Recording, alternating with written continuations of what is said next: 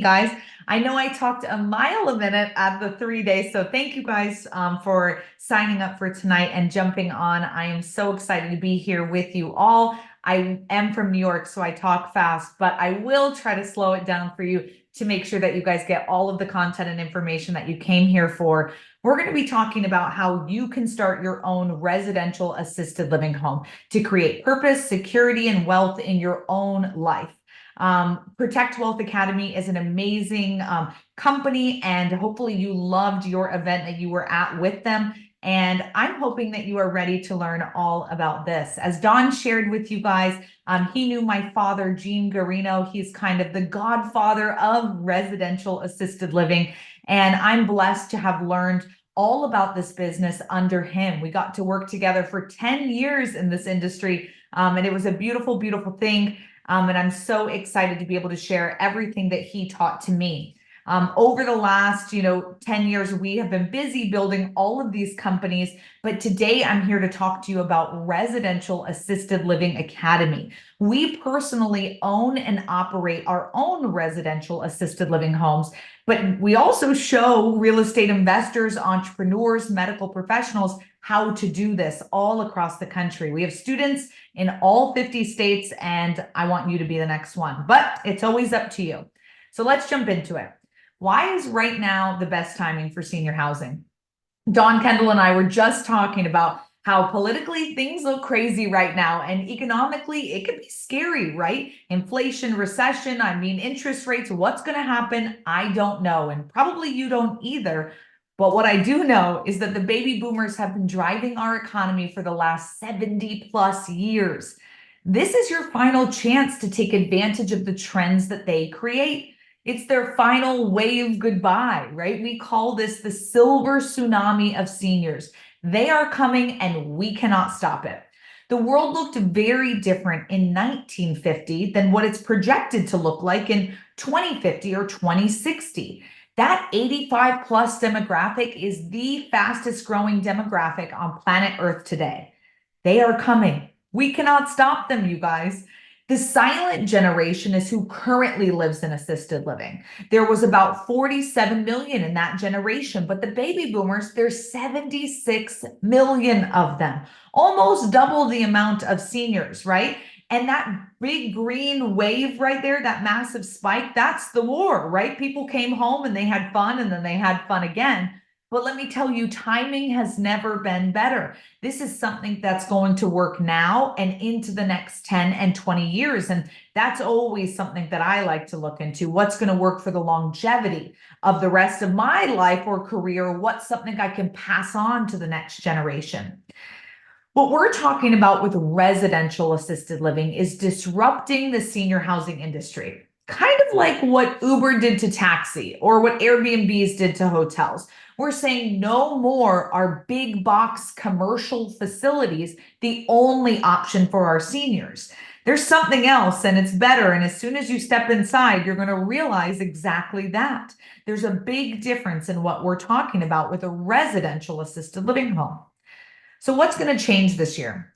We just saw how much COVID changed. I used to be speaking to you guys in person, and here we are virtually chatting, right? We can focus on what's going to change, like we talked about, politically, economically, financially, even in your own personal life. What's going to change? What's going to change? It could drive us crazy. I like to focus on the opposite end of the spectrum. What's not going to change? Raise your hand if you're getting older or know someone who is. I know I am, right? I could try to stop it as much as I want, but we're all aging. We're all growing older, and it's something that is inevitable. We can't stop it, right? Seniors needing care is inevitable. It doesn't matter if you lost your job. It doesn't matter who won an election. It doesn't matter what the world looks like. If you need help, care, assistance, you need it now. I know this personally because our journey began with a phone call. My grandmother fell and she broke her hip, and the doctor said she can't go home alone. She needs 24/7 care and help with her activities of daily living. Who's going to come get her? What's your plan? Just like that, you have to make a decision, right? We always say senior housing is kind of like an avocado. You don't need it, right? It's too hard. And then you need it. It's ready to go for 2 days, right? And then it's too late. That's how it is. When you need assistance and you need it, you have to make those decisions quick. And my family faced this decision for my beloved grandmother, Marie. She was mother to 7, grandmother to 40 of us. She cared for her husband, her mother until their ending days, and she deserved the best of the best. In that moment, we had 3 options. 1, who quits their job and takes care of her full time, right? Moves them in with her or moves in with her and does all of the care one-on-one.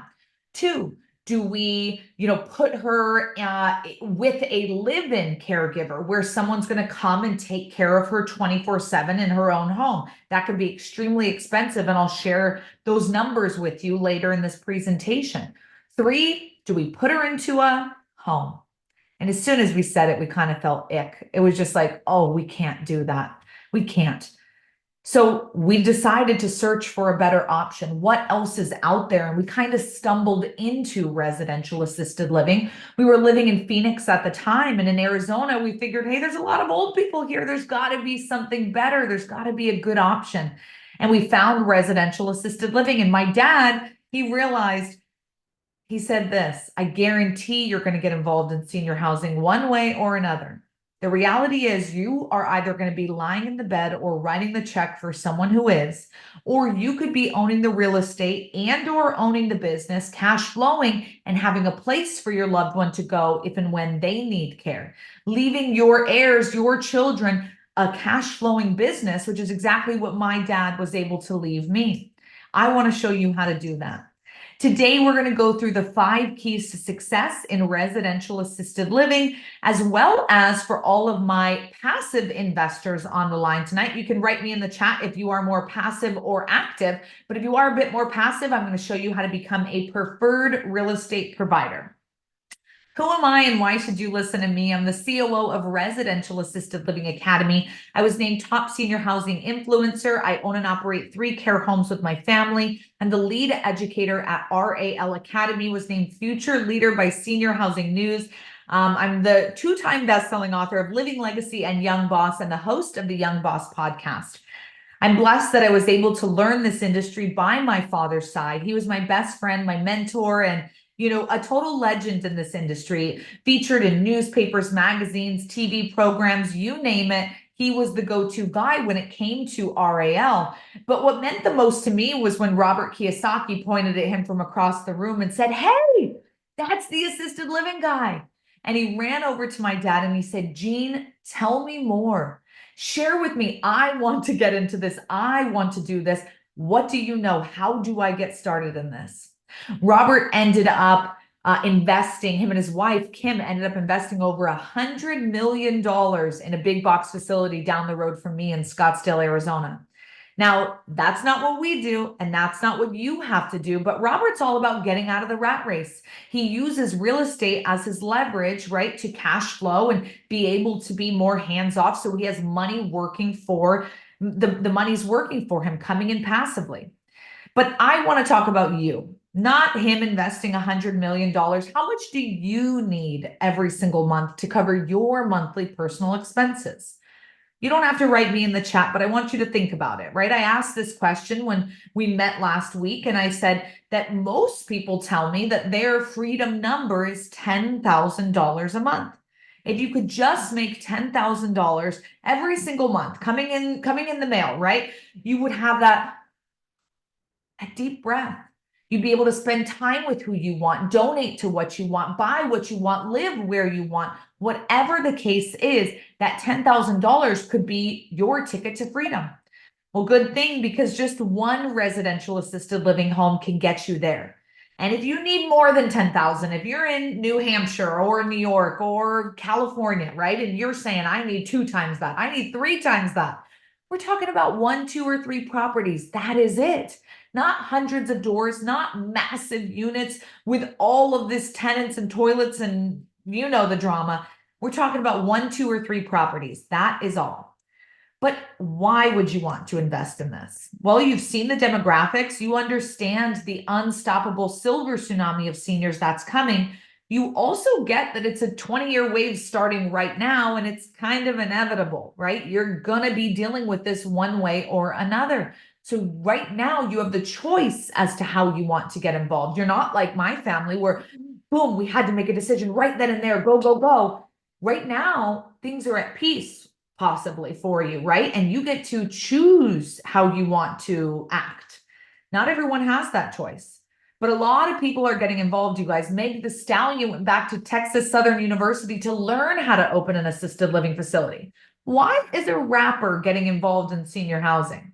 You tell me. Tracy Tudor, she was our special guest at our national convention last year. You may recognize her from Bravo's $1 Million Listing Los Angeles. She started to hear rumblings from her clients about assisted living and investing and looking for these large luxury upscale homes. And she said, what's going on? So she wanted to come learn and share what she knows about residential assisted living. Tyler Perry, he launched a TV show called Assisted Living. He's bringing it to mainstream media because he understands this is going to be a conversation, a topic of interest in the normal American household. Jonathan Goldsmith, or as you may know him, the world's most interesting man. He's an often times does he come to our national convention because he invests in these homes. Jimmy Buffett, he opened Margaritaville themed retirement communities. I'm not even the biggest fan, but heck yeah, I would like to live in Margaritaville, right? Sipping margaritas until my dying day. Listen to some Jimmy Buffett. Sounds good to me. When it comes to different options for single family home investing, obviously you can do a fix and flip. You buy a home, you renovate it, you sell it. You make that money one time, but as soon as you sell it, you're out of the job. You've got to go get another one and do it again, and another one and do it again. And that sure looks like a rat race to me. It's not cash flow, it's cash now. Okay. Rental homes, this is cash flow, but at a couple $100 a month, you're going to need a lot of doors to get to your freedom number. And each door, like we talked about, comes with tenants and toilets and potentially unpaid rent and drama. You have an AC or a roof that goes out, and there goes your profit for the whole year. Group homes. Maybe you have a heart for those who need a clean, sober environment. Developmentally disabled adults, battered women, foster kids who've aged out of the system. Group homes are an excellent way to serve an underserved population and cash flow $1,000 a month or more. If this is where your heart lies, I highly encourage you to do that.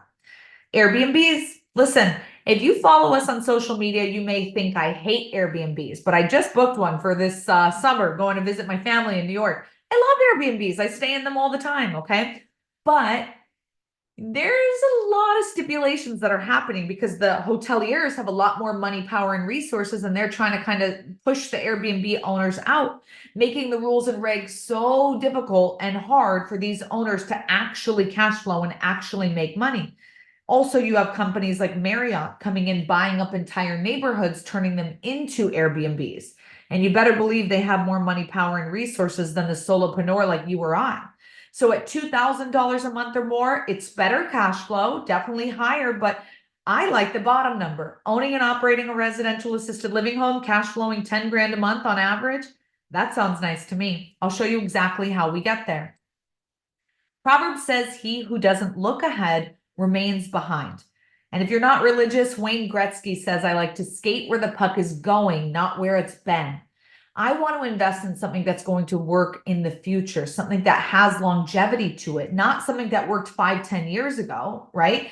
That's cool, but what is the future of this investment? Listen, when we look around and we see the silver tsunami approaching, it is either going to be one of the biggest crises that our country, our world, your family, your community has ever faced, or it could be one of the biggest opportunities that has literally ever landed in your lap. If someone gave you a crystal ball in 2008 or even 2020, might you have played differently? I know I would. This is that same opportunity. You literally have a crystal ball. You are able to see what is coming, what is ahead. And now you have the keys. You know what to do. You can take action this time.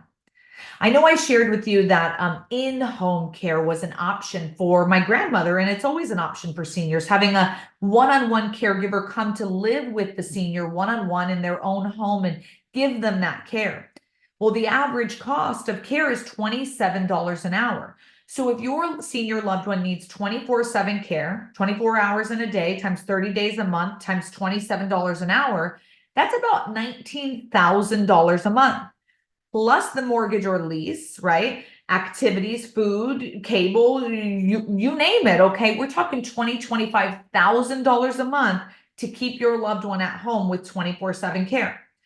Most Americans cannot afford that. And if you've been promising your loved ones you were going to do that, you may want to go have a conversation with them and say, sorry, I didn't know.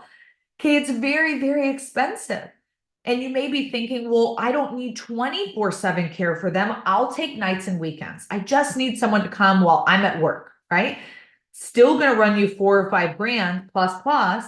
And you just gave up coming to Protect Wealth Academy. You just gave up going to Johnny's soccer game and Sarah's ballet practice, wine club, book club, church, you name it, say goodbye. When a senior needs 24/7 care, they need it. They need it now. It is not, hey, mom, jump in the car. We're going to tennis practice.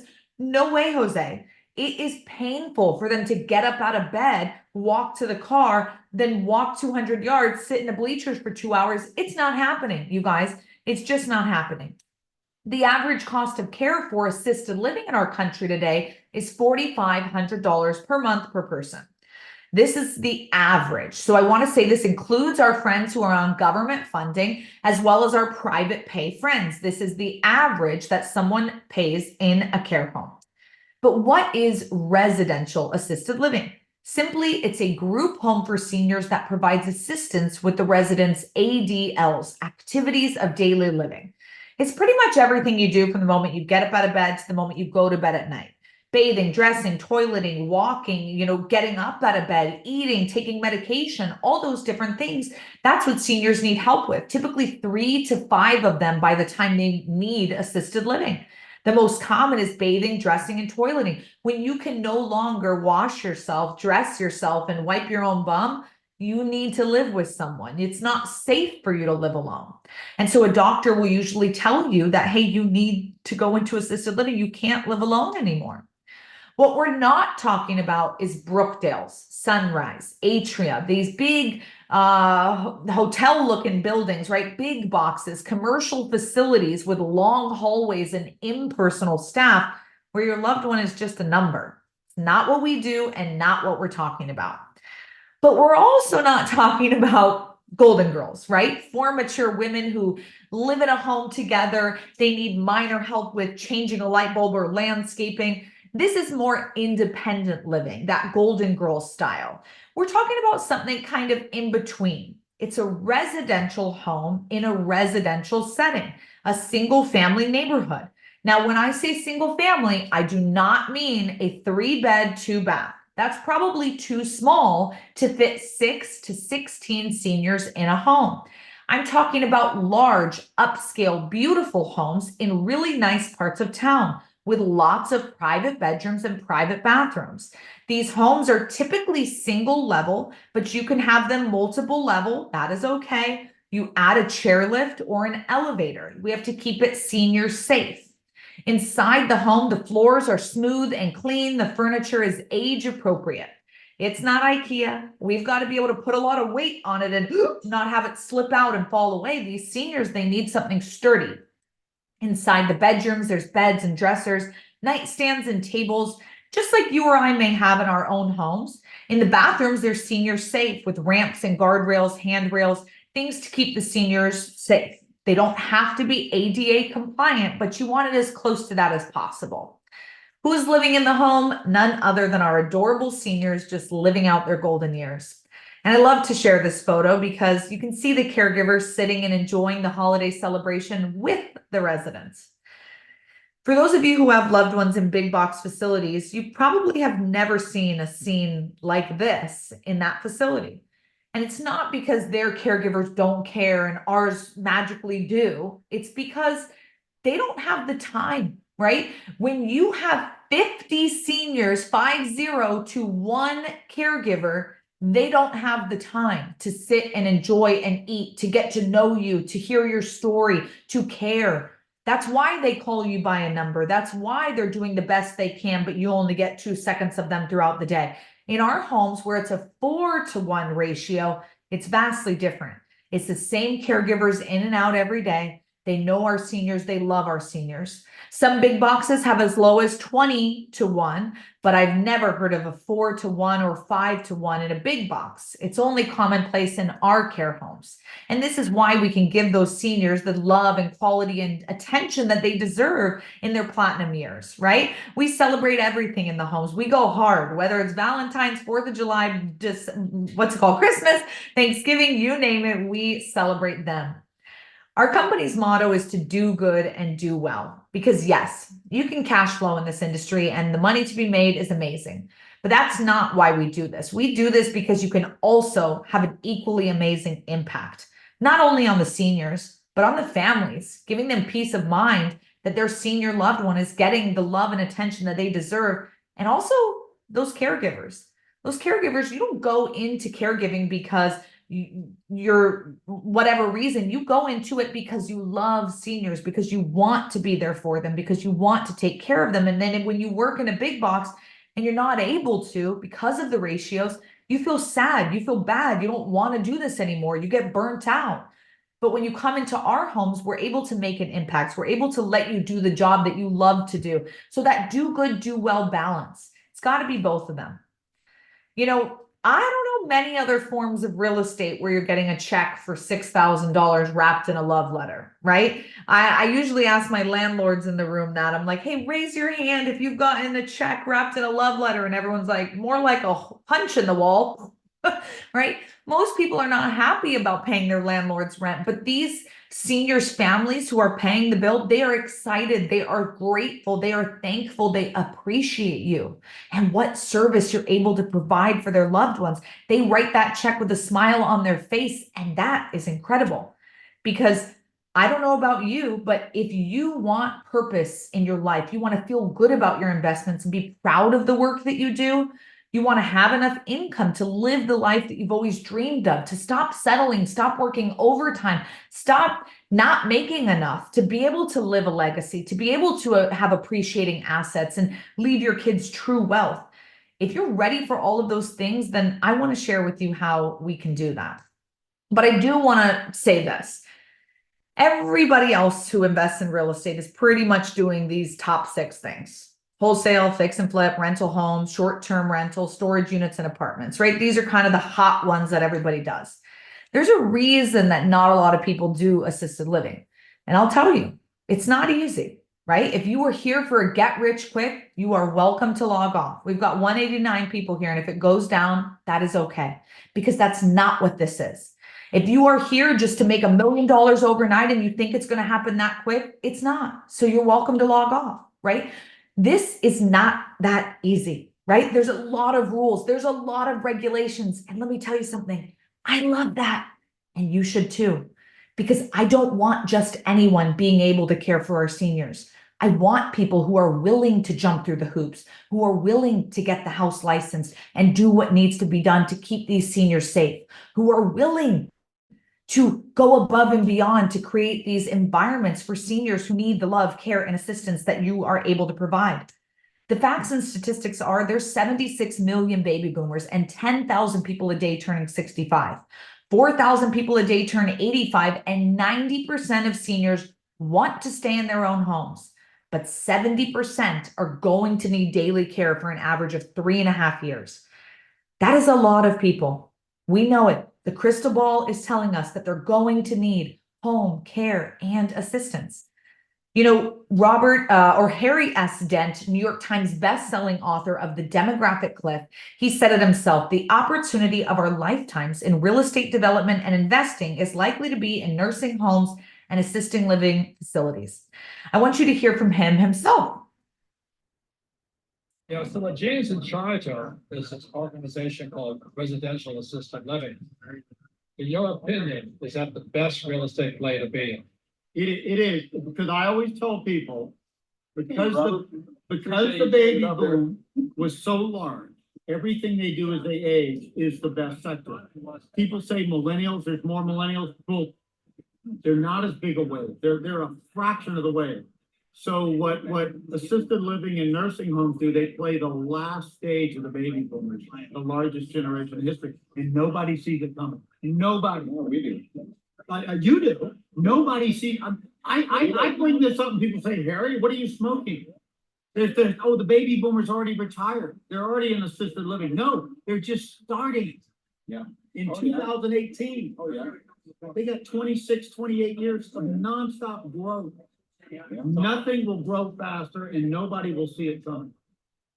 Pretty cool to see them sitting around talking about that. You've got Harry Estent, Robert Kiyosaki, my father, the late Gene Guarino, Jonathan Goldsmith, or as you know him, the world's most interesting man, and Brad Upton from Comedy Central. This was at our national convention a couple years back, and it's amazing to hear them sitting around talking about that because truly this is something that we are on the precipice of seeing it rise.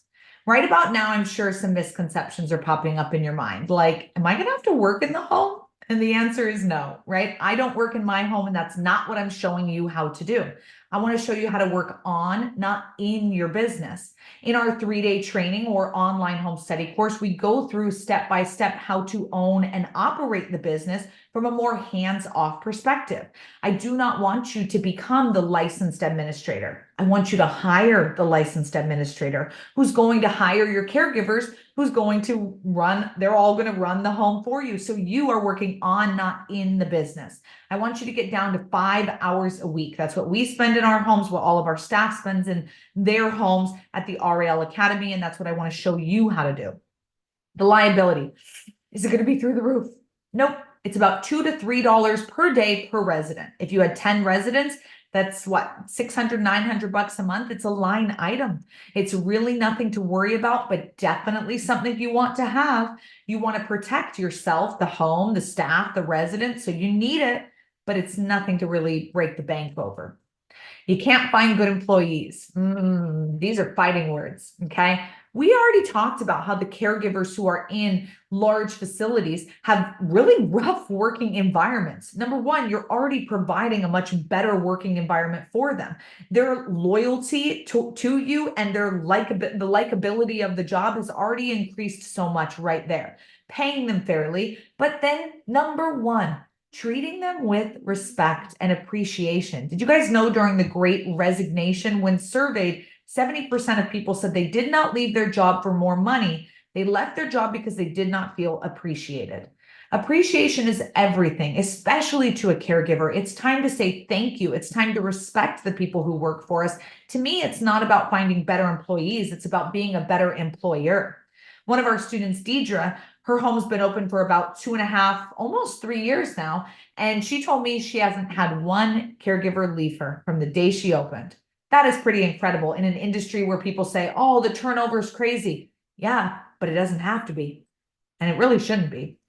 Do you need medical experience? Nope. But listen, if you are a doctor or nurse, it's a feather in your cap, and I want to show you how to market it and use it. We talk about that at the training, but you do not have to be a medical professional because you are not working in the home. You are not working with the seniors. If you choose to do that, you can, but that's not what we're showing you how to do. An HOA, they're not going to let me do this. Well, they can't not let you do this because a federal law is protecting you. It's discriminatory against disabled people to say that you can't have a home in a neighborhood. And that's a federal law, the Federal Fair Housing Act. So that beats any state, county, city, angry neighbor, or HOA who tries to tell you no. Now, I'm not going to tell you that they're not going to tell you no. They may try to tell you no all day long, but you will win. It is a federal law, and we created the RAL National Association that protects all 30,000 group homes, including all the care homes in the country. So if you run into someone who tries to tell you no, who are you going to call? Not Ghostbusters, RALNA. We've got lawyers there who can help you work through it. But I will say this. If there's a neighborhood with an HOA and one without it, go to the one without it. Why sign up for potential drama, right? Seniors can't afford this. Just not true. I'm going to show you exactly how they do. At the end of the day, this is just a single family home being used as a real estate investment that's more lucrative than pretty much every other investment opportunity you've seen in the single family space. But what are the 3 smartest options for you to participate in RAL? Well, first, you could own the real estate and lease it to an operator. We call this being a preferred real estate provider. So all my people who said, hey, I'm more of a passive investor, listen up. You would get a home and you would renovate it to become an assisted living home. And then you can lease it out to someone who's going to run this business within your home. You could be getting twice the fair market rent because of the work that you've done to get it set up and ready to go. You've added more bedrooms and bathrooms, smooth, clean floors, ramps, guardrails, handrails, fire suppression, whatever is needed to get the home licensed for assisted living. And someone is willing to pay extra for the hard work that you've done because they can walk in ready to go. I literally spoke to someone this week who was saying that they're like, I fully retrofit the home. And there was about 5 operators who wanted to do this. And so it was a beautiful partnership. People who come to the training come for exactly this reason, to network with the other people who just want to be the operators, and they match up. Now, this is a long-term low impact tenant. What I mean by that is it's not a single family signing a 1 or 2 year contract. No. This is a business. They are trying to plant roots. They're trying to build a reputation, build a brand. So they want to sign a 3, 5, I've seen 8 or 10 year contracts because they don't want to be kicked out of the space. That's the worst thing that could happen to their business. They want to lock it in and be there. Location is everything. It's real estate at the end of the day. When I say that they're low impact or little or no maintenance, depending on how you set up the contract, you don't have to be in charge of the maintenance at all. And I highly suggest that you do set it up that way. Let the operations company do that. You can live in another state, right? Live where you want, invest where it makes sense. There's no teenagers punching holes in the wall. There's no pit bulls being bred in the living room, motorcycles being dissected in the dining room, right? It's little old grandma who maybe her rocking chair goes back and forth one too many times, and we're patching up a tiny little, dent in the wall. You guys, the home is being kept pristine and clean at all times because they're doing tours. They're having new people come through the home all the time. The second way that you can get started in this is to own the real estate and operate the business. This is what we do and what most of our students do. And in a moment, when I go through the numbers with you, this will be the category I'm referring to, option number 2. The third way that you could get started is as a private lender or a JV partner. I'm going to make an assumption. You didn't go to Protect Wealth Academy this last week if you didn't have any wealth to protect, right? That just assuming right now. So my guess is that you have some money, at least some money, right? I don't know what some is a relative word, okay? If you have money and you want to invest in this, you don't want to own the real estate, you don't want to own the business or operate the business, you could be a private lender. You could lend to someone who's going to be doing this venture and just be getting return on your capital. And that is absolutely an option for you. Again, people come to our training to learn all 3 of these ways to participate. It's up to you how you want to participate. It always is up to you. So how much money can you make? Well, the first question we have to ask is, how much does assisted living cost in your area? Feel free to take a screenshot or jot this website down, genworth.com/cost of care.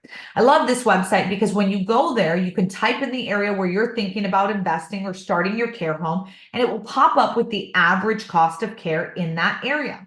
But I also love this website because there's a toggle button. So you can bump it up and say, how much is care going to cost in 5 years, 10 years, 50 years? And you can see that the cost of care has risen 79% over the last 10 years. Do we think it's going to keep going up? Oh, you better believe it. So what's the most expensive places for assisted living in our country? Drum roll, please. It is not California. It is DC. They're printing money over there. What can we say? Average cost of care is $6,978. Alaska's up next, then Rhode Island, Massachusetts, New Jersey, New Hampshire, Washington, Delaware, Maine, Hawaii, Connecticut. I don't know why there's an asterisk on Delaware. I will edit that. But you guys can see these are the top 10 most expensive on average. And like we talked about, the average, it includes those who are on government funding as well as our private pay. And so it averages out to that rate. Now, all 50 states are listed on genworth.com/cost of care. When you go there, you can see the average cost of care for an assisted living home in every state, and then you can break it down to the different cities within those states. So for example, Connecticut, it was in our top 10 at $51.29 a month. But in Bridgeport, the average is $6,273. Hartford, $5,225. In New Haven, $5,088. Norwich, $4,300. Now, this does not mean if you love mom, you move her to Bridgeport, and if mom didn't love you, you move her to Norwich. No, okay? Listen, if you live in New Haven, mom's probably coming to New Haven. Wherever the adult children live is typically where the senior loved one will go because they don't want to drive 40 minutes down the road just because it's cheaper. They want something convenient. And also, wherever they're living, they're used to the cost of care in that particular area. So it only makes sense. But what if you had one RAL home providing you an additional $10,000 a month? Would you be more confident and secure knowing you could pay your bills easily and stay in control financially? Would you be more comfortable knowing that you had a place that your loved ones could go whenever they needed assistance? Or would you be more fulfilled knowing that you're actually making a difference in this world, that you're actually doing something to better society, better your family, better your community? I know for me, RAL has been like tick, tick, tick to all of those. But how can one RAL home set you free? Let's get into the numbers. $4,500 we learned was the average cost of care. So this is going to be our average results, what most people are going to get in their homes, times 10 residents. We talked earlier how you're allowed to have somewhere between 6 and 16 residents in the home. This is going to be based on your state's limitations, right? Some states say 6 and some say 16. So we're going to use 10 for easy math right here. That would be bringing us in $45,000 of monthly gross income. But of course, there are a lot of expenses in this industry. In our training, we go through this list and I show you the high and the low end so you know exactly where you should be falling in every one of these categories. But for the sake of me racing through this as fast as I can today, I want us to focus on the two numbers at bottom, 20,000 versus 30,000.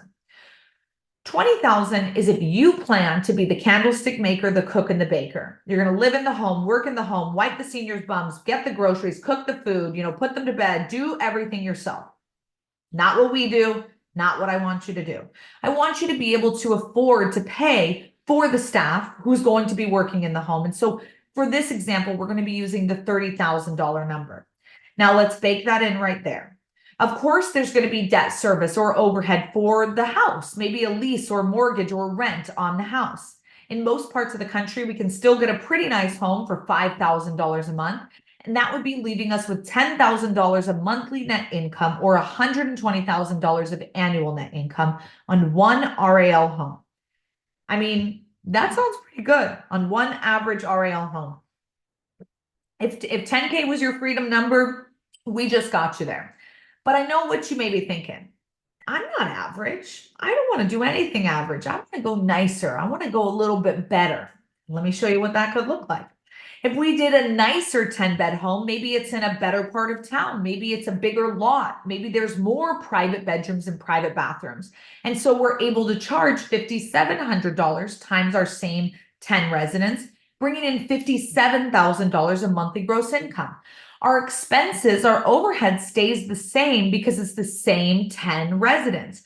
It's our debt service that increases up to $7,000 a month. Because remember, we said it's a nicer home in a better part of town, so it's going to cost us more. This is leaving us with $20,000 of monthly net income or $240,000 of annual net income. That's one home getting you double your freedom number. I mean, I'm pretty sure you could live off that, but I don't know your life. You could be balling over there. I'm not sure what you're doing, but 20K a month, that's pretty good.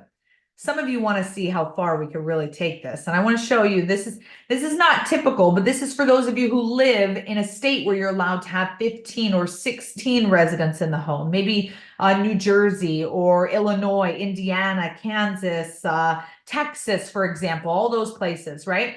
Maybe you want to do a luxury home. You want to go big, like our student Brian out in New Jersey. These are his numbers. It's a luxury 15-bed home. He's charging $7,000 times his 15 residents, bringing in $105,000 of monthly gross income. His overhead is $50,000 because there's 5 more residents. So we need more food, more utilities, more cable, more care, right? It's going to cost us more the more seniors that there are. But also I want to say this, it's a luxury home.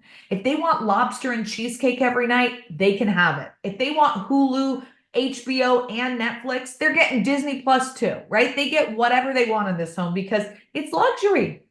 The debt service on a home that can house 15 people, it's going to cost us a pretty penny. I've baked in $15,000 a month on that home, and it's cash flowing $40,000 a month or $480,000 a year. You guys, I don't know about you, but I know people who make $40,000 a year. I also know people who make $40,000 a month with their RAL homes. Right? This is happening all across our country, and there's no one stopping you from letting this be your income over the next year, right? This is your chance to seriously change your life, to seriously take it to the next level. One care home getting you 4 times your freedom number. And the thing is, in our training, I don't just show you how to do this once, I show you how to scale this, having 3 homes within 20 to 40 minutes of each other. Because one, if you're going to do this, then why not really do it? But also, if you're going to do this, I want you to be able to share your resources, right? So if your caregivers are working shift work, usually 10 or 12-hour shifts, that means that they're working 3 or 4 days for you and they're off for 3 or 4 days. Well, let me tell you something, they're not off. If you don't have a second home, they're working for Joe Schmo down the road. So if you have 2 homes, they can work 3 or 4 days for you here, 3 or 4 days for you here. You're not paying overtime and they get to stay in the same work culture and environment. It's a win-win. So scaling is actually making your job easier. Now, there are 4 ways to get started in residential assisted living. 1, you can buy an existing business, buy the real estate, you're up and running, cash flowing right away. There's pros and cons to all of these. 2, you can buy a single family home and convert it to become an RAL. Obviously, you're going to want to start with something that has a larger square footage, a larger footprint. 300 to 500 square feet per resident is a good rule of thumb. So with 10 residents, minimum a 3,000 square foot home, upwards of 5,000 is very comfortable. 3, you can buy land and build a custom home from the ground up. I know that may sound scary, but if you're in a state where you can have 14, 15, 16 residents, it's going to be tough to buy a single family home and convert it to become. And so buying land and building custom may be something you want to consider. And in our training, we cover how to do it, so don't stress. 4, you can lease a home to use for this. We talked earlier about how you could be the real estate owner and lease it to someone to do this, but maybe you want to be the operator and you want to lease the home from someone. All 4 of these are ways that you can get started. I want to cover the 5 keys to success. I know I don't have a ton of time left, but I do want to cover this, and then we'll jump into Q&A and I'll give you an opportunity to get into our training so that you can start learning how to truly open your own care home. Number 1 is location, you guys. We can't talk about real estate without talking about location, but at the end of the day, it's all about density, demand, and demographics. This is not if you build it, they will come. Okay, it's not the field of dreams. You have to make sure that you have chosen the exact proper location, that the surrounding area is 50 to 70-year-olds who are upper middle class making twice the median income.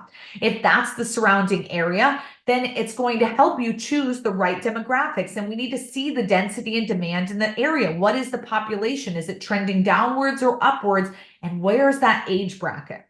When we talk about the 5 levels in our training, we show you kind of where that level 1 is. And we definitely don't want to put grandma in a level 1 home, okay? But we also don't need to go to the tippy top, level 5. I want you to stay in the sweet spot.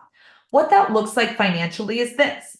If $4,500 is the average cost, and in your area, when you go to genworth.com/cost of care, you can find your average area and kind of redo this little chart with your average area breaking that level 2, 3. So if a home is charging less than that, it's below average, right? Level 1, level 2. I want you to be in the sweet spot, level 3, 4. I know level 5 looks nice, 8 to 10 grand per person. Whoop, whoop, sign me up. But listen, the shape of the chart gets smaller at the top for a reason. There's less people who can afford that. And if they could afford that, might they also be able to afford that in-home care we talked about? Possibly, right? In our training, we like to show people how to do this step by step, like Donald and Talinda. They said, thank you to the RAL Academy. It's been amazing the support we've received from you guys. We wouldn't have been able to make this journey without you. Before they came to class, we gave them the foundations course. These are videos to get you in the right headset, heart set, mindset, so that when you come to class, you're ready to soak in the information and actually go and take action like them. They opened a 12-bed home. It's a memory care home, and it's absolutely amazing. Number 2 is your team, you guys. In other forms of real estate, it's okay to DIY and do everything yourself and be that solopreneur. But listen, in RAL, you are not it. You have to build your team so you can repeat and scale.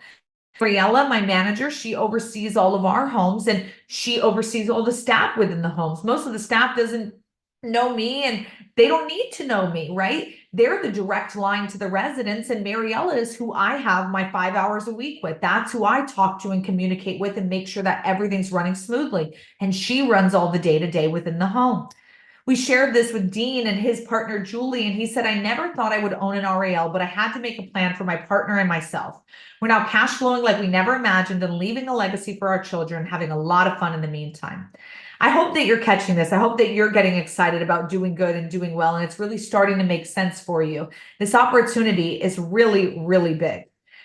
But let's talk about the clients. The resident is not your client. And I've mentioned this before, but who is the client, right? If it's not the resident, who is it? It's daughter Judy. It's son Bob. It's the adult child who comes with the senior, right? They're the one who typically learns that mom or dad needs the care, starts doing that research, comes and tours the home, signs up for the home, and usually they're the one footing the bill. They could be also writing you that love letter or complaining, depending on how much you communicate with them. I should say over communicate with them, but it's so important that you know who you're marketing to. And I say that because if we focus on areas where everybody's 85 plus, we may not be going after the right demographic. We want to be targeting that 50 to 70-year-old demographic because they are our decision makers. Ogita, she did our online home study course and she said, thank you to Rala. My family's opened 4 homes since we took your course. Thank you, thank you, thank you. She's out in Florida. Mitch and Jen, I love what they have going for them. They said our vision's to open 100 luxury REL homes, build a great reputation for REL in our community. We're excited to be in the right place at the right time. They are on number 26, you guys. They just opened their 26th home out in Colorado. 26. Insane. Nothing's stopping you from doing that, right? They started at the RL Academy and you can too. But something that they have that really helped them along the way is the profitability calculator. It's an amazing tool that we give that shows you how to kind of see if a deal is going to work or not, right? You can plug in the numbers and you can see how much money would I make on this? Could I actually make this work? So you can decide very quickly if a deal is going to work or not work and make those decisions and move fast, right? Successful people make decisions quickly. I know that, not rashly, quickly. Number 4 is getting paid. Do not focus on Medicaid, focus on your private pay residents and maximize LTC insurance. Now, we talked about how seniors afford this, so let's go through it. I told you, I tell you. Some pay with Medicare. It can subsidize about $1,800 a month towards the cost to live in the home. It won't cover the whole cost, but some of it can be covered. Some will get subsidized by the VA. If you have served even 1 day in active duty, well, thank you for your service. But the VA may also qualify you for aid and attendance, and that can help you pay for your care needs towards the end of life. LTC insurance or long-term care insurance is a super awesome way to pay for your care needs. Unfortunately, only 10% of the population even has it. So if you do have it, it's amazing. And if you don't, you should probably get it. Most seniors are using their cash, their savings, their IRAs, their investments, or their physical home that they're selling to pay for their care needs. And that's kind of what it comes down to. Last but not least, there's my seniors who say, I'm going to let the kids figure it out. I took care of them. It's their turn to take care of me. Yikes. If you are that adult child who knows that you have 1, 2, maybe 4, maybe 6, maybe 8 loved ones who are going to be relying on you, you may want to have a conversation with them because opening a care home may be the #1 priority that you have over this next year. I know Walt, when we met him, he was a legend in the industry. He'd been in the biz for over 15 years, and we had invited him to come to the 3-day training because we wanted to know what he knew. What were we missing? What did he know? And all this impact and insight he'd made over the 15 years. And he actually said that he learned how he was leaving over $15,000 a month on the table, over $2 million during those 15 years. He said, I felt sick to my stomach, but grateful to find out too. So if you are in this business or know someone who is, and they're not cash flowing the way that I've shared that you could be here, maybe there's something left to be learned. Number 5 is systems. Systems are amazing for type A people like me, and maybe you too. Systems help you save yourself time, energy, and money. Listen, if you want to be hands off, if you want to only spend 5 hours a week on this, then you have to have systems on team building. How do you identify, train, and then retain the best of the best staff so you're not being called, so you don't have to come in and rehire people and retrain people and be worried about retention? Systems set you up for success. When it comes to real estate, you may already be a pro at this, and if not, that's okay. Real estate, we need to learn about location, acquisition, and renovation. Those 3 things, there's little minor nuances that are happening with REL that can help enhance your business. When it comes to funding, you may not want to use your own capital to do this. And listen, even if you have your own capital and you want to use it, I'm going to encourage that you don't. Robert Kiyosaki says using your own money is lazy. And I have to say, I agree. There's a lot of people getting 0% on their money. And if you could offer them something, might they want to take it? Oh, heck yes. I want to show you how to present yourself appropriately to these people so that you can use OPM and save your own money. Partners. Some of you are on the line tonight and you have a partner with you, or you've always wanted to do a business with a partner in your life. Maybe they're a medical professional and you're the real estate guru or whatever the case is, and you want to do this with a partner. I think it's a beautiful opportunity to kind of blend and merge different partnerships to start this business. But systems are going to help save you from that partnership breaking up and everyone knowing exactly what they need to be doing. And then operations. Operations are all the documents you're going to need within the home to get licensed and to run on a day-to-day basis, like policies and procedures, emergency plans, menus, and schedules. Carla Lee, when she came to the training, she said, I took the course in February. I had my business in July. I spoke with others in my area, and for many of them, it took years to get their doors open because they didn't have the support I had. She learned everything she needed at the 3-day training, and she opened 9 homes in less than 3 years, you guys. Absolutely incredible. Sean, I love this. He said, I opened my first home just a couple months after finishing the course. He did the online home study course. He said, my 3rd home's up and running. I'm working on my 4th, and hallelujah, I quit my corporate job and got the Maserati I've always dreamed of. He's out in Houston and he's got 16 bedroom homes. And I absolutely love Sean and all the work that he's doing. And he texted me when he bought his Maserati. He was like, I can't believe it. This is amazing. And I was like, you are crazy. You can spend your money that you're making on whatever you want. Maybe it's a Maserati, maybe it's a boat, maybe it's that you want to open a level 5 or level 4 care home to cash flow, and you want to open a level 1 or 2 to give back to seniors who can't afford, that level 5 experience. It's up to you. You get to do whatever you want with the money that you're making. To be able to give back and do good in life, you actually have to have money to be able to give money. So it could be a car, it could be a philanthropic thing for you, it could be whatever you want, paying for your kids' school, you name it. I don't care. I just want to show you how to get there to the life of your dreams. Jessica and Mark, a father-daughter team, just like me and my dad were. They said, we took the course. We now have 2 homes up and running. Thank you for the support, resources, and encouragement along the way. When they came to the training, we wanted to make sure that we gave them the roadmap to success, the step-by-step plan that shows you exactly what you need to be doing, when you need to be doing it, so that you don't fall off course, so that you don't get confused and you don't say, oh no, what's the next step? You just follow the map. It's right there in front of you. I can keep going through success story after success story, but I do want to get to your Q&As, and I want to share with you about how you could be the next success story. At this point, you've heard me talk all about this, and really you have 3 options, right? 1, you can say, I don't need you. I'm going to go to YouTube University and figure it out all on my own. And I'm going to tell you good luck, and we'll be here when you need us.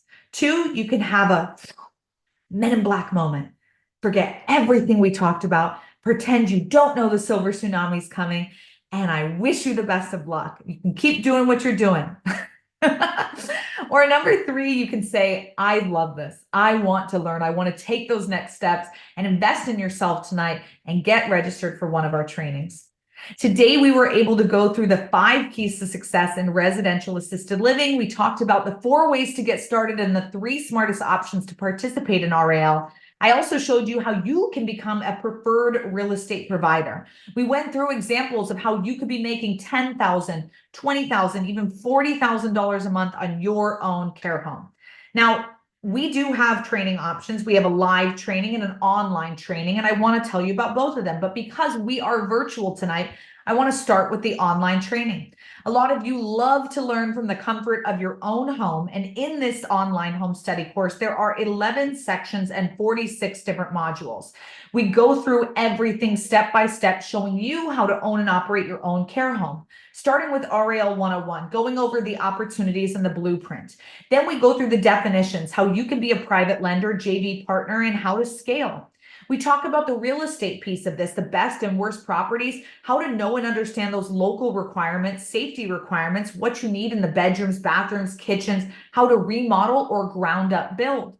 We talk about location in its whole own section, where, why, and how, what are the best and worst demographics, and then that rating level in your own area. The RAL business is what sets us apart from anyone else teaching on this. We're going through the property, the documents, the licensing, the staffing, what you're doing with those independent contractors versus employees, and then the timeline of how long this should take you to get started. We talk about funding, the terms and definitions, capital stacks, how to reposition your assets, the 5 types of lending, and then what you need in your business plan to raise the capital. When it comes to the cash flow, we're going through the expenses step by step, showing you exactly what all of our students across the country are seeing in their expenses in their home. And then if you want to purchase an existing RAL, we have a whole section on it, how to recast the financials, how to expand the business, how to value the business, and the pros and cons of purchasing one versus starting your own. In the marketing section, we go through what you're going to need on your website and in your brochures, how to make those relationships and fill your home fast, and how to name your RAL. When we talk about operations, this is the key to you not working in the home, but working on the business. We go through how to take over an existing one versus start one from scratch, and then all of the systems that need to be set up so you can be hands-off. When it comes to the resources, we've been in this business for 10 years, and the RAL National Association is a resource for you as a student of the RAL Academy that can help take you to the next level. We have national marketing discounts and group purchasing power for you available. Those 11 modules and 46 sections, this is go at your own pace. You can take it from home. You can go through it 1 time or 1,000,000 times. I don't care. Every video and section that you go through, there are quizzes along the way to make sure that you're understanding and retaining the information. There's transcripts, and every couple of years we re-update the course. I just refilmed it this year, right at the end of 2023. So it's a fresh course available for you with all the freshest information. You learned how to find, fun, and fill your own home in this online home study course. That is available to you today. It is typically that $14.97. Because we love Dawn and Kendall, we always want to run amazing discounts for their students. That course, $997 for you all here on the webinar tonight. Now, I think Kendall can drop in the chat the link. But as we look at this, I also want to share with you about the live training course, because all the content that we just talked about in the online course, guys, we go above and beyond at the live. All of that content is only done by me. But at the live training, there's 6 other trainers. They were past students who sat in the class just like you. They learned, they went out, got their homes up and running, and now they're back to teach and train you what they've learned along the way. We've added memory care courses. We add caregiving training, how you are literally interviewing them, what you're looking for, what you're doing to make sure that you have the best of the best people as far as staffing goes, all those staffing secrets. We talk about raising capital. We give you a hands-on versus hands-off literal manual. We have asset protection sections. We have syndication sections. We go above and beyond, sharing with you exactly what you need to be saying and doing to lock in from the marketing to the tour and how you're going to get those residents to sign up to live in your home. Those 6 experts who are there with you, we start on a Thursday night with a welcome cocktail reception. Everyone's there. I'm there the whole time. We're hanging out, we're talking, we're networking, we're having a blast with usually 100 to 150 other attendees. And then we start Friday. We go through all day on Friday with your experts. I'm there with you. We have one-on-one times. We've got lunches. We've got dinners. It's above and beyond. On Saturday, we go out into the field. You drive by my homes and we're pointing out other students' homes along the way. We come back in the class and we do virtual tours. So you're getting to see what these homes look like from the inside out. And to me, that's really that cherry on top, because being able to just hear about it, but then being able to see it makes it so much more reality. We go through the financial suite and show you exactly what you need in your business plan so that you know exactly who you need to talk to, what you need to be handing them so that you can raise that capital successfully. On Sunday, we have an immense amount of sections about having your open house, exactly what you need to do, how to get those people in the door so that we get those tours locked in. And we have a huge open house section, as well as, like I said, the syndication section and the asset protection section. And then we have a special guest who comes and talks all about a marketing strategy that you can literally start the day you leave class. And to me, that's just a cherry on top. The entire time, the staff is there for you. They're with you, hand-holding, you along the way and making sure you have everything you need. In class, we give you a big binder with all the information that we cover during class. And after class, we send you a ton of different documents that helps you along your way. That live training class, $3,997 for those of you who are here on this webinar spending your time with us. I do have one rule. If you want to bring a business partner or spouse, it's an additional $1,000. But we have the BBB rule. They've got to be your partner in bed, blood, or bank account. Okay? No rubbing elbows with a stranger. It's got to be a legitimate business partner who you want to bring with you to the event. And we love when you bring a partner because you guys really should be learning all the information there together. The next 3 upcoming training dates is March 7 through 10, April 25th through 28, and June 6th through 9. Listen, Phoenix heats up, so I'd lock in one of those March or April dates, but whatever date works for you, you let us know. And if none of these dates work for you, that is a-okay. We have 8 training events per year, and we just did our first one in January. So we have 7 left this year. So if one of these 3 doesn't work, there's 4 other dates, and I'm sure we can get one to work. When you go to protectwealth.com/opportunity, you can take advantage of both of these offers and decide what's the best route for you. But I do want to give you some take action bonuses, and then I'll jump into Q&A, I promise, right after this. For those of you who are taking action on the live training course, we do have the foundations course as a bonus for you tonight. It's the 7 videos that will help get you primed in the right headset, heart set, and mindset so you can take all the information and go. You are ready to soak it up in class. You know the content and information. You know the acronyms. You know what we're talking about, and you're prepared. Number 2 is the roadmap to success. This is a bonus for either purchase tonight. This is that step-by-step plan that will help get you to that next level. It's going to tell you exactly what you need to be doing along the way. And for me, this really helps people stay on track. Number 3 is that profitability calculator that Mitch and Jen use to find out if a deal is good or bad, if they should stay with it or go away from it. I want you to have that as a bonus for either purchase tonight. If one REL home could get you to your freedom number, would 3,997, would 997 be worth it? All day. If it gave you the peace of mind that you had a place where your loved one could go and live if and when they need assistance, would it be worth it? All day, you guys. These 2 available courses for you, the live training with the cocktail receptions, the dinners and lunches, the meet and greets with the experts, the take-home materials, the connections, the live and virtual bus tours, and then the 10 additional sections like we talked about: memory care, remote operations, asset protections, how to hire your managers and caregivers, the demographic key steps, all of that for $3,997, or the online home study course, which is go at your own pace. Take it as many times as you want. You have lifetime access. Whenever we update it, you get access to it. And there's a Q&A section, so you can ask questions after each video, and I log in every morning and answer those questions for you. Both of these are available to you tonight. And I want to give you one final bonus, and then we'll jump into Q&A. I told you I wrote a book, Living Legacy. It is my story in this industry, and I want to give that to you as a bonus for spending time with me tonight. I hope that you really enjoyed yourself and learned a lot, and that is our final bonus for the night, you guys. Our mission is to positively impact 10 million people by providing high-quality assisted living for seniors in a residential home environment, and I want to invite you to be a part of that mission. I urge you to do good and do well. And if that means opening your own care home or sending your loved one to one of our homes, hey, we've always got open beds. Go to protectwealth.com/opportunity to take that next step. Thank you guys so much for spending your time with me. I'm going to open up the Q&A, but that is all I have for you guys. So thank you. Thank you. Isabelle, awesome. Wow. You covered, we got a lot of questions, but I think you've covered the majority of them too.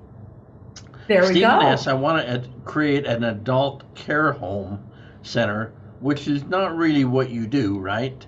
Do you have any materials that can make this happen? Stephen, I think you're talking about maybe like adult daycare. And if you are, we do not teach that, but in your RAL home, you can have people who come over for daycare. So usually we actually suggest that maybe you have 3 people who come over. You already have the care, you already have the food, and they're not included in your census. Adult daycare costs about $100 a day. So it is a lot added to your bottom line if you have a couple people coming over to hang out at your care home. And when they need assisted living, you better believe they're going to come to your home. So it's a great kind of marriage of the both of them, but we do not have like a whole separate training or information on that. But you can have them come into your RAL home to hang out and do adult daycare. Perfect. Okay, Paquita. Is there an option to invest like Robert does? So I assume she's talking passive investing. Is that it? Maybe, or she's saying like he has $100 million invested. And so if that's what she's talking about, that would be for a large, like big box facility, not necessarily what we do, residential assisted living. I'm sure that Bakita, that there's funds out there that you could get involved in, or different syndicates, but that would be for like large facility type investments. But you can also, but you have a network where you're hooking up people that want to operate the fund, but just don't Yes. have the money to do it, or Yes. own the real estate, but they don't really want to run the facility. Yes. So if she just wants to invest at a smaller scale, right? Because our homes do not cost $100 million. So it depends what she's looking for. If she wants that big, investment up there, it'd probably be somewhere else. If she wants to invest and be a private lender or JV partner, a lot of the people come to the training to meet other people who want to be more of the operations side, and they build those partnerships at events like the 3-day. So that could be a great option. And students, I've been to dozens of their training classes, and I see a lot of people that want to operate the facilities, but I also see passive investors come in and go, I just want to own the real estate, or I want to loan money, but I want to know a little bit about the business to know whether they're operating it correctly or not. Even if you're a passive investor, I still recommend taking the training. Your thoughts on that, Isabelle? Absolutely. I think it's really important to know what you're investing in and know what these people are doing or should be doing. The more knowledge you have, the better. You do not want someone, who is running it a mess, and you want to easily be able to take back control. So the more you know, the better, for sure. Great. Anna is saying, I haven't seen the operation yet. Will there be another training? Well, not on this stage, but their training programs are really good. And so Isabelle's offering this home study program. It videotapes going into the homes. It shows the operation. I mean, there's a lot, but on our stage, Anna, there won't be. Is that how you read that, Isabelle? Yeah, I'm not sure. And if you want to retype it with any more clarification, let us know if we didn't answer it correctly. Okay. Tammy is asking about HOAs, and you did cover that. Yeah. A little bit. So she's saying that they don't allow you to operate a business in their community. The thing is, this is not a business. It is a care home for seniors. And that is how we get away with it. Because it is not, it is a home where seniors are living. And so it doesn't need to be classified as a business in their eyes. And we have plenty of these homes in HOAs that have that bylaw. You cannot have a business in the neighborhood. That is okay. We are not technically a business, and the fair housing does protect us as a care home for seniors. So it is okay. It's all how you spin it and how you categorize it then. Exactly. Okay. Do those numbers, 30,000 expenses, include hiring, not just the caregivers, but also the managers? Yes, it should include your manager as well as your caregivers in those expenses. All those were listed out, and in the training, like I said, we break down the expenses even more, so you're seeing exactly what those numbers are. Great. And Randy asked this before you got to what your training includes, but it definitely includes marketing, how to fill the home, how to interview daughter Judy, that's exactly Yes. what you do. Absolutely. Marketing is so huge. And there's so many different ways that you can market, whether it's online through placement agents, those in-person relationships, hospice agents, geriatric doctors and nurses, the list goes on, but we definitely cover it in depth. And they show you websites and they show you videos and they show you what other students have done. They're amazing marketing okay, do you know anything about Canada and residential assisted living? I have done a lot of research, Maureen, on Canada and RAL, but your guys' government is very different than ours. And your government pay to live in these homes is significantly higher than ours. So our $1,800 a month, it's way higher in Canada for you guys, what the government pays for you to live in these. So your private pay homes are like those level 5 plus. They're very high end. It's a bit different. But I do have some research on Canada. If you want to connect with Dawn and Kendall, I can send you what info I have. We do not teach and train international standards, only national standards, but I can send you the research that I have done. And the legal structures and the taxes ramifications are a little different in Canada. Yes. Sorry. Okay. Do you recommend a one-level home like a rancher? Yeah, I think you mentioned that. Yep. I've seen people work. There's one in my neighborhood, about 5 doors down, and they added on, and they do have an elevator in between floors. But ranch seems to be better, I thought. Is that right?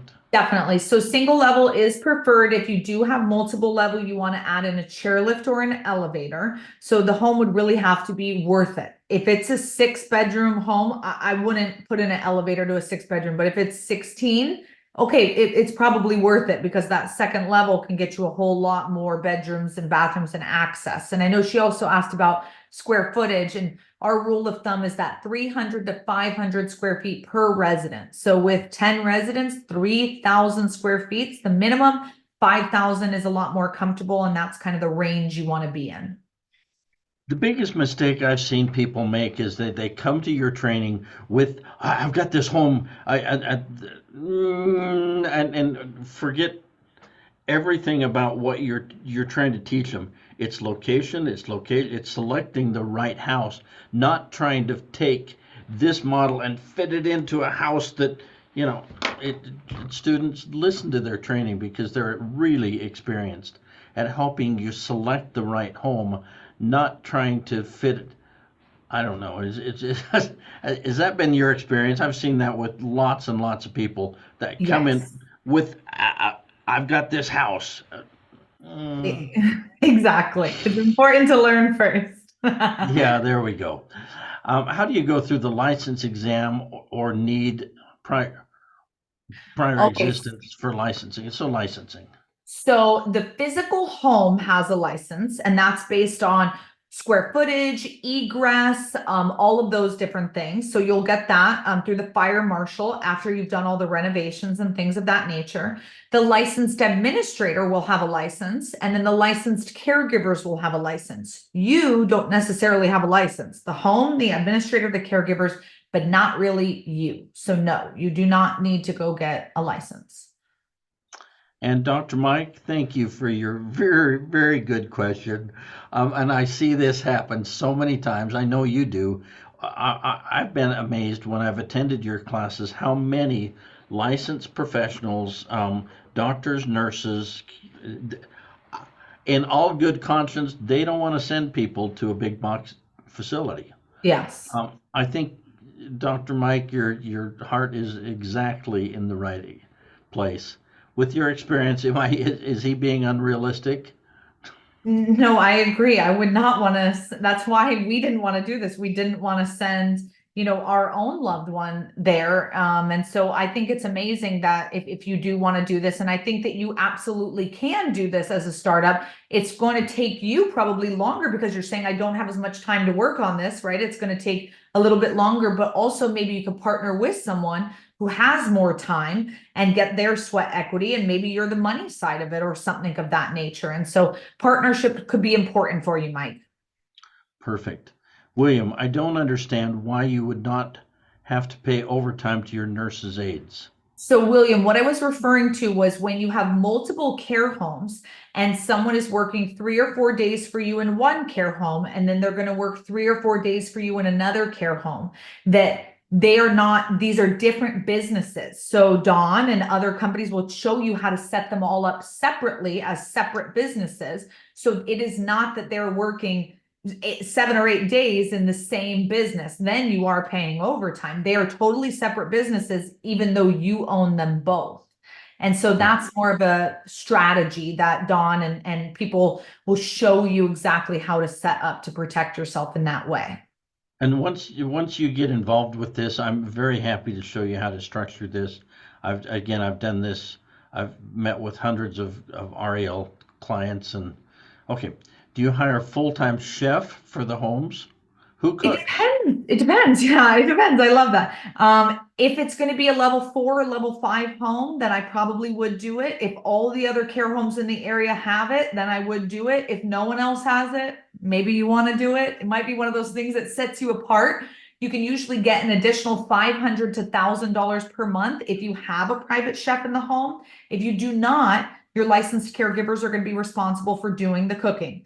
So it really just depends on what kind of precedent you want to set in the home. Of our 3 homes, only one of them has a private chef. It's our top level home, our level 5 home. So it's really up to you and kind of the industry in your particular area. And another thing that you can do is if you've got a dietitian that comes in, checks on the diet, that sets you apart too. If you have 3 homes, then one dietitian, maybe one chef could cover more, help prepare the meals and the meal plans for all 3 homes. There's things that the beautiful thing about having multiple homes is economies of scale. Yes, exactly. Okay. Do you have students who have graduated your course who end up opening homes out of oh, yeah, she gave you lots of examples. Yep. Live where you want, invest where it makes sense. 31% of care home owners are out of state owners. A lot of the staff who were past students who are in the class with you, they are remote owners. And so in the live training, we talk a lot about remote ownership and how you can do that. But your students have set up homes in, I wouldn't say all 50 states, but we have students in all 50 states, not officially with their homes open yet. Yes. But right. yeah, a lot of them are doing it in other states. Where are you in terms of reaching your $10 million or your 10 million student goal? How many are you opening each year now? It would be amazing if I could really, really closely track this, but with the online home study course, a lot of students do that and it's virtual. And so we don't necessarily hear if they opened or not. And sometimes they'll call me years later or come to the national convention, jump up on stage and grab their award and say, I opened 5 of them. And I'm like, what? Come talk to me. So, and those award ceremonies are pretty impressive. yes. So we are To see the diligently people. working on this. But I know that there's at least over 1,000 homes, and the 10 million impacting 10 million people isn't just about the homes. It is about how one home not only impacts those seniors, but their family members and the caregivers and the community around. And so one home doesn't just impact the 10 people in it, it impacts a lot more people. And so that's where that 10 million people goal comes from. Great. Is there a minimum amount of capital needed to start? Wow, that's a big question, isn't it? I know. I hate this answer, but it depends. It really is going to range on which of the 4 ways you choose to get started. Gustavo, we talked about the 4 ways in the webinar tonight. And when they send the replay, you guys can always listen back too. But those 4 ways are going to vastly differ in how much capital you need. And secondarily, your location. If you're in Oklahoma or you're in New York, that's going to be very different capital needs. So it ranges a lot. I'm going to give you a wide range, $300,000 to $3 million. It totally ranges. It's different for everyone. There you go. What's the time frame from start to having your business running? So this is a great question, and I'm going to go back to those 4 ways to get started. If you are going to lease a home for this, it could be a lot faster, maybe 3 to 6 months. If you're going to buy an existing, I would say less than 6 months. If you're going to convert a single family, 6 to 12. If you're going to build, 12 to 24 months. It really depends. And this is if you have everything prepared and you are ready to go. You are ready to take action and you are moving quickly. So those are kind of our averages for each of those, but it depends on you and your situation and the work you're willing to put in to make it happen.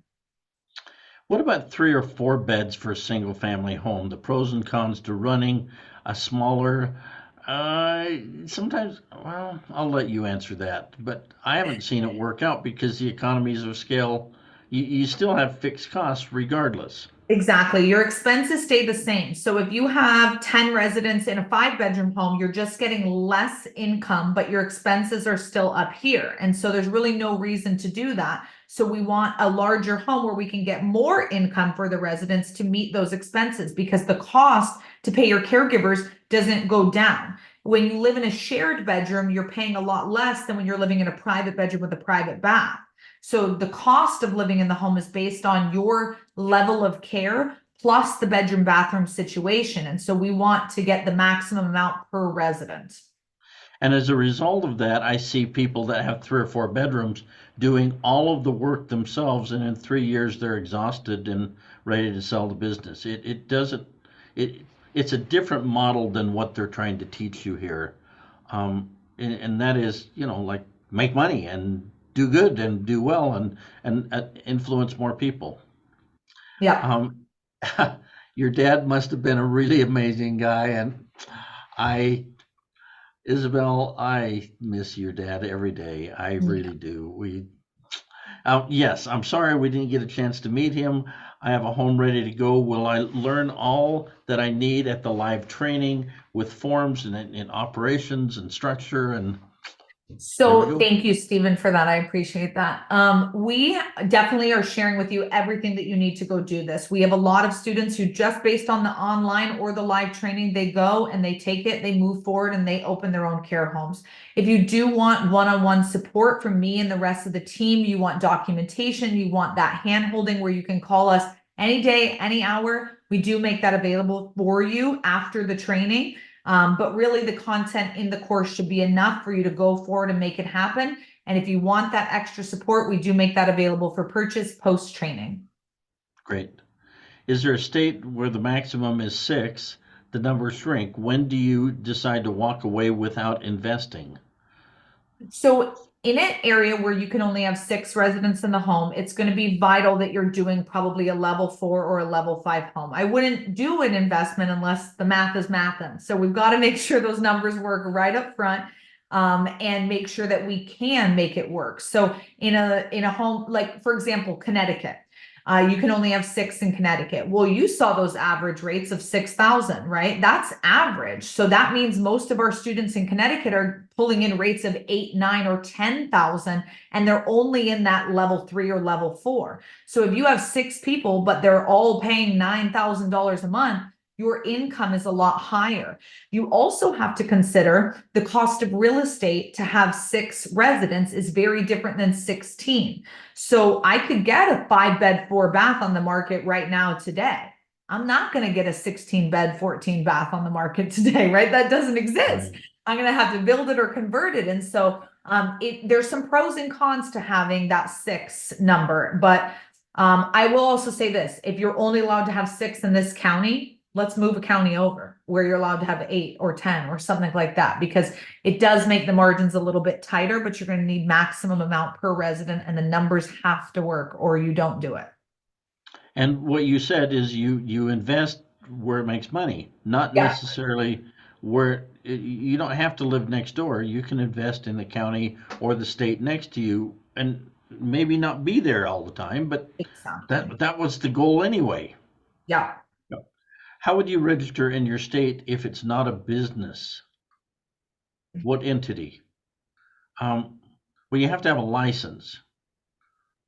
Are we How would you talking? register in your state if it's not a business? I'm confused. Yeah,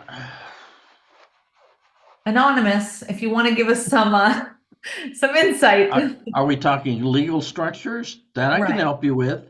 Or are we talking the business itself? Your LLC or your corporation would have a license, but also the caregiver, the manager would have a license. Is that right? Yes. But I think that they're talking about entity because she said what entities? Okay. Yeah, I maybe add some clarification. And we're running out of time, so we're going to go a little bit quicker. Do both courses go over your structure, your organization, your LLC, etc.? The live course has a lot more with that, not as much the online. The online, you guys, is just those things that I covered with you.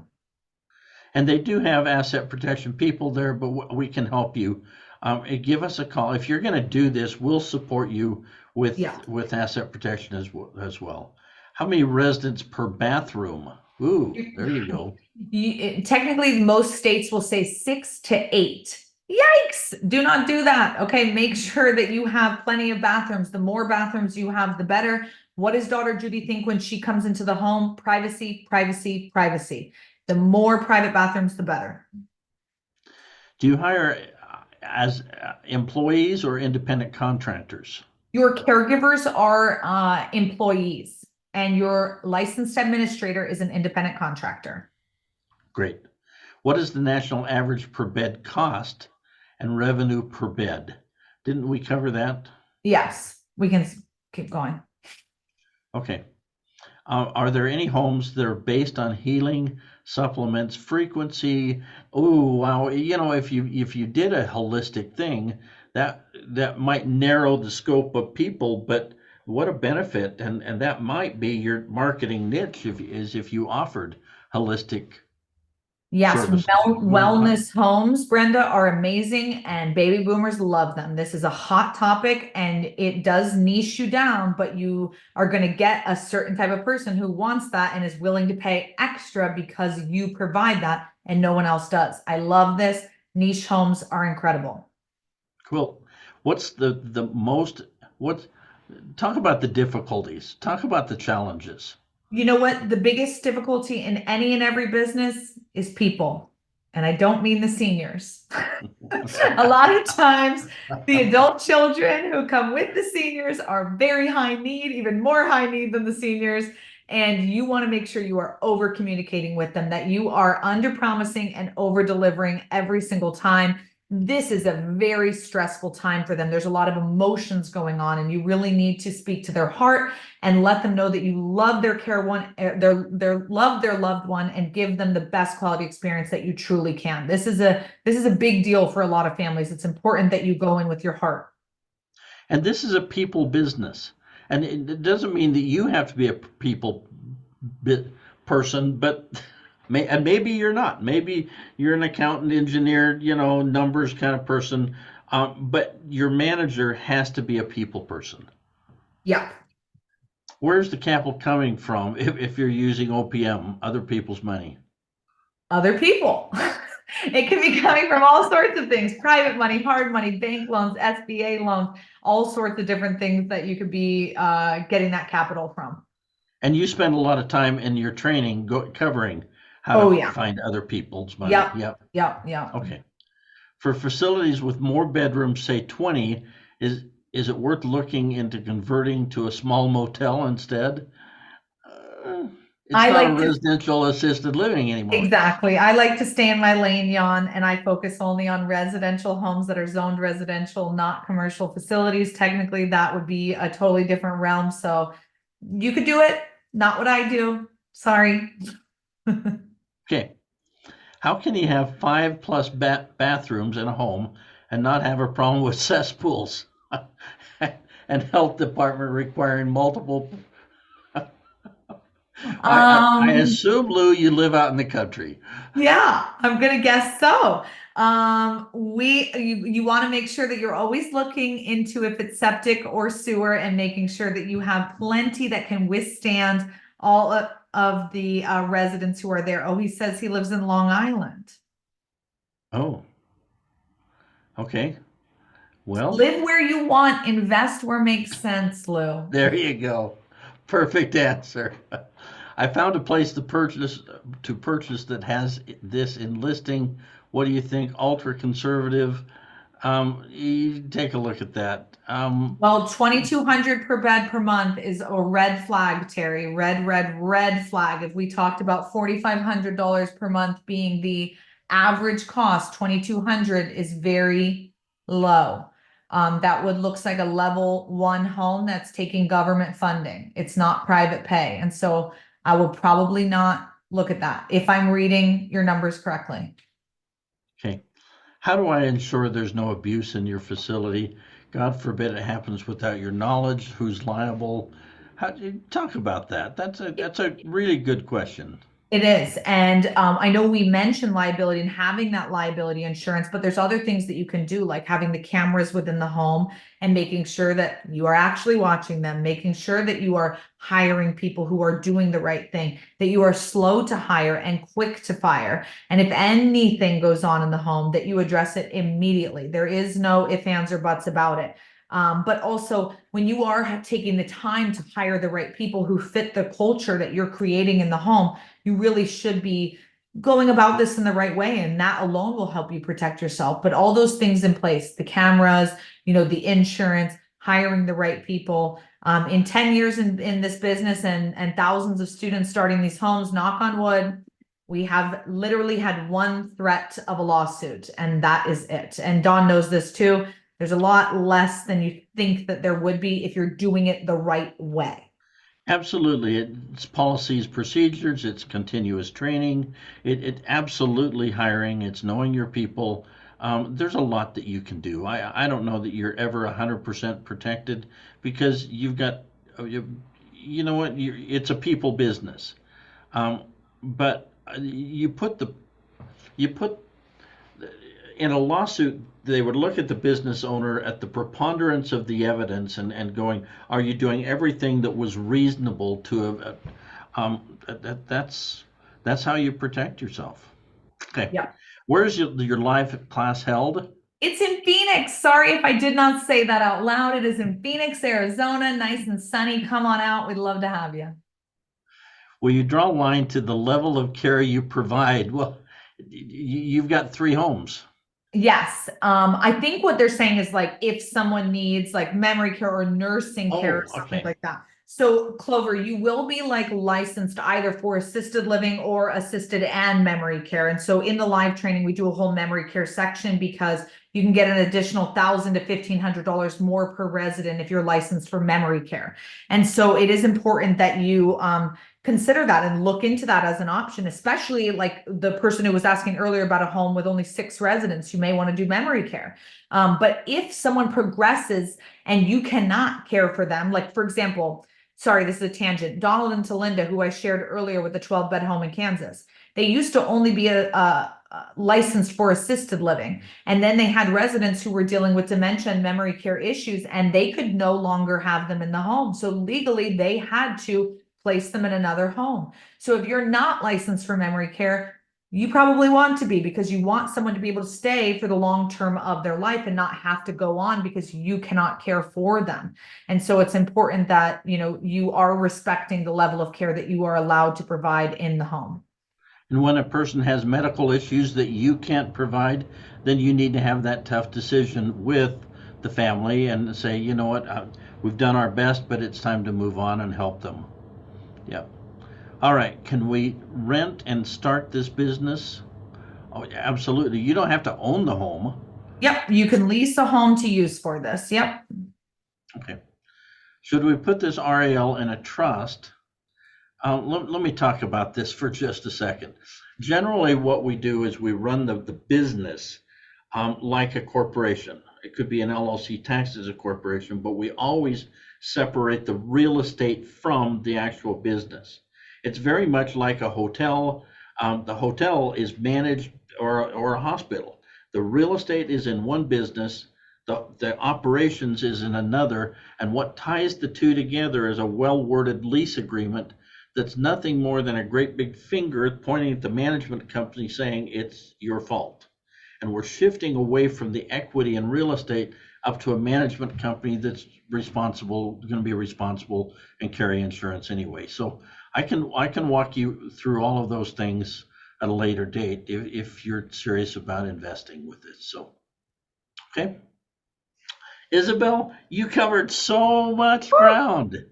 Wow. Okay. So again, if they go to protectwealth.com/opportunity, your webpage kind of describes what they're getting and the two levels that they can opt in. The home study kit is, if you have any questions, just an inkling, I'd really like to learn more about this, is a great place to start. I've attended dozens of their live trainings. I love their live training, and they feed you very well, and it's right near the airport. It's easy to get in and out. They couldn't make it easier for you to do it. Closing thoughts, Isabelle. I am just so excited for this. It was an amazing group of people, you guys. We almost had 200 people on here. I hope that there's a lot of people who this really spoke to, and that the do good, do well message just really made a lot of sense for what they want in life. And if that is you and this is making sense, maybe you have a family member or you've been considering this, or you're looking for an investment that makes an impact, I urge you to take action. I hope to meet you in class, but like Don said, at least do the online course, get that base foundation. And if you want to come out later, we'll make that happen. But Don's here and Kendall's here to help protect you in this industry. And that's why we love partnering with them, because they know they can ease all your worries on that end. And so I want to thank you guys as well for letting me speak to your amazing students and just have the opportunity to share the message. So thank you. And anonymous, I don't want to spend a lot of time on legal structures. We can do that in another webinar. This was really about their training, and we can don't let the legal structures, oh my gosh, should it be taxed as a C corp or an S corp? Should it be an LLC? Or don't let those things get in the way of making money. I can work with you on all of those things later. Let's do good, do well, and I can help you with the details at a later time. If this is something that rings true to you, is going to be a blessing in your life and the life of people that you can influence, please take advantage of this. Isabelle, thank you so much for being here. It's so good to see you. Yes, good to see you too. All right. Thank you for being with us, and we've gone way over time. Students, we appreciate you being here. Have a great day. Thank you for your hearts and thumbs up, and we've enjoyed it as well. Have a great night. Thanks, Bye-bye. guys.